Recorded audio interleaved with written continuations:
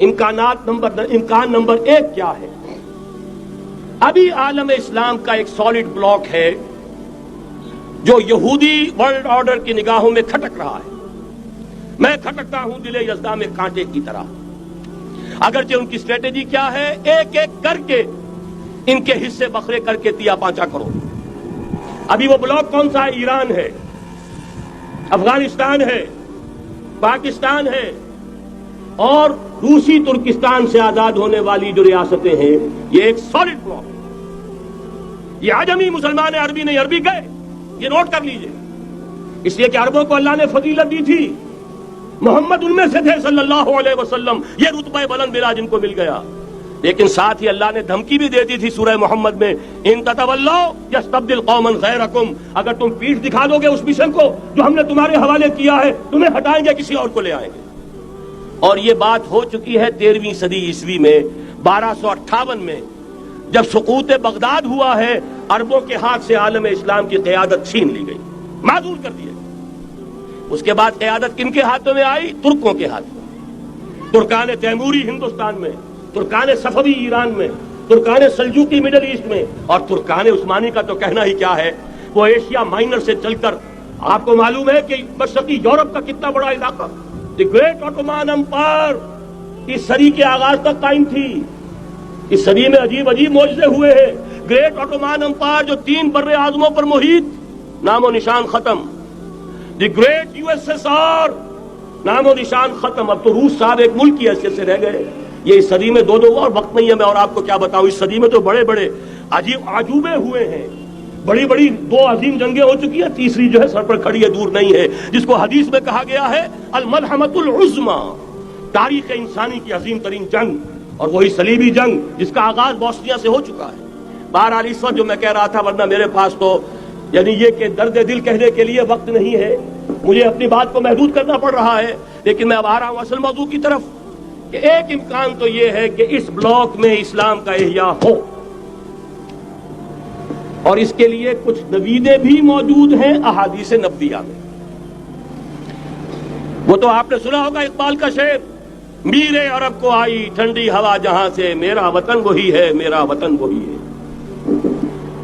حدیث میں آتا ہے یخرج ناس من المشرق یودعون للمہدی، یعنی سلطان ہی، مشرق سے فوجیں نکلیں گی کہ جو کہ مہدی کی حکومت قائم کریں گی.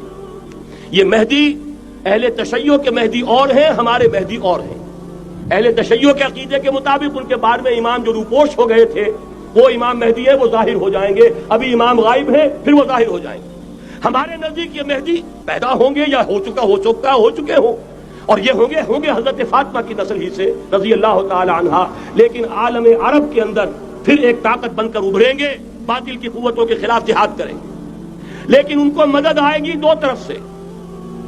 ایک زمینی مدد آئے گی مشرق سے، ایک آسمانی مدد آئے گی.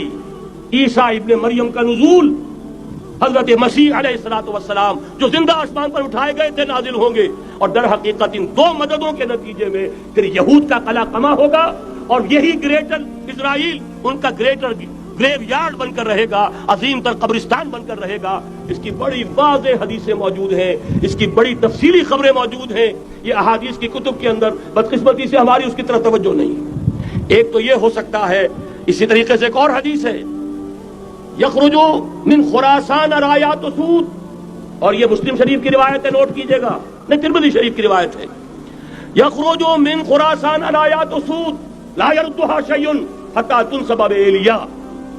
اور خراسان حضور کے زمانے میں آج کے افغانستان کا نام تھا. یہ افغانستان میں جو جہاد ہوا ہے، غلطیاں ہوئی ہیں اور غلطیوں کا خمیازہ بھگت رہے ہیں.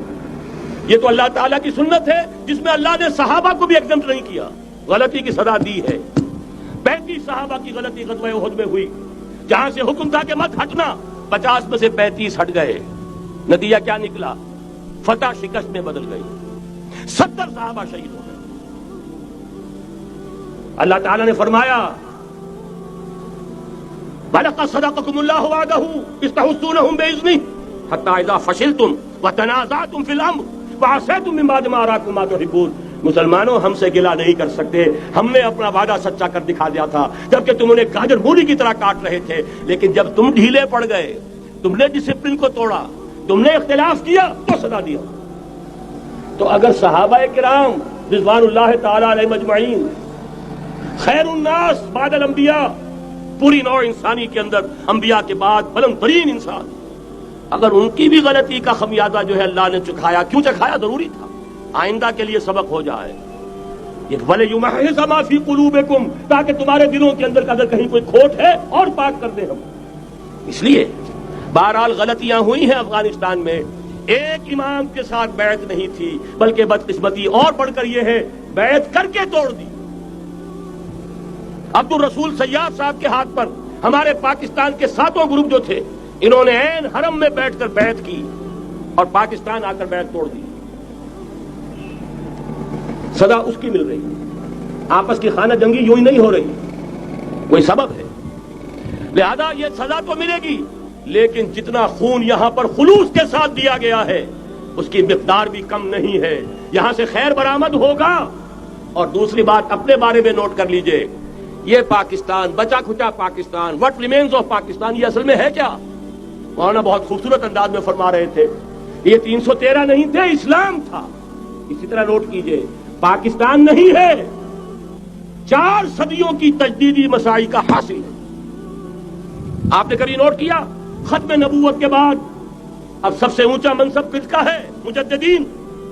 سنن ابی داؤد کی روایت، ان اللہ یبعث فی هذه الامہ علی راس کل 100 عام من یجدد لها دینها۔ اور نوٹ کیجئے کوئی بات ہے، 1000 برس تک سارے مجدد عالم عرب میں پیدا ہوئے، جیسے ہی دوسرا 1000 سال شروع ہوا، الف ثانی کا مجدد اعظم شیخ احمد سرہندی کہاں تھا؟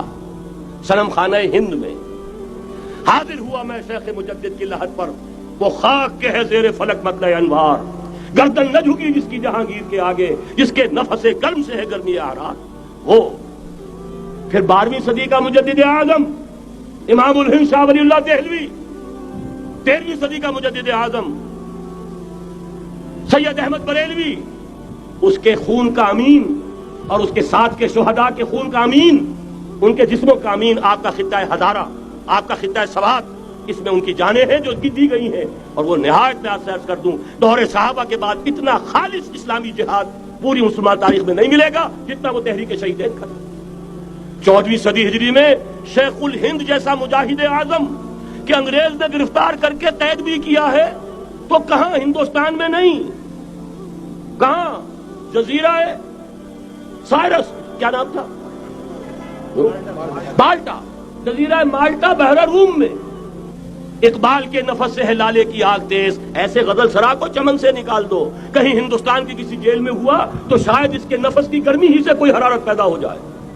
اور اسی صدی میں 14ویں صدی ہجری میں اقبال جیسا مفکر، اسی 14ویں صدی ہجری میں مودودی جیسا مصنف، اسی 14ویں صدی ہجری میں مولانا الیاس جیسا مبلغ رحمہم اللہ، عظیم شخصیتیں آج پورے عالم اسلام میں آپ کو تبلیغی دوست ملیں گے۔ یہ کہاں سے شروع ہوئی تحریک؟ دہلی کی ایک چھوٹی سی مسجد سے، وہ مسجد بنگلے والی اب تو بڑی عالیشان ہو گئی ہے، جب وہاں شروع ہوا تھا کام بڑی چھوٹی سی مسجد۔ یہ سارے کام یہاں کیوں ہوئے؟ پورا عالم اسلام آزاد ہوا، کہیں نعرہ اسلام کا نہیں لگا، کہیں عرب قومیت پر، کہیں کسی اور عصبیت پر تحریکیں چلی ہیں، صرف تحریک پاکستان تھی کہ پاکستان کا مطلب کیا؟ لا الہ الا اللہ۔ وہی سبب ہے کہ یہاں قرارداد مقاصد پاس ہوئی، حاکمیت اللہ کی ہے کہ اکبر نام لیتا ہے خدا کا اس زمانے میں۔ یہ سارا ماضی سامنے رکھیے اور حضور کی دی ہوئی پیشن گوئیوں کا مستقبل سامنے رکھیے، ان دونوں سے ثابت ہوتا ہے اس خطہ ارضی سے کچھ ہونا ہے۔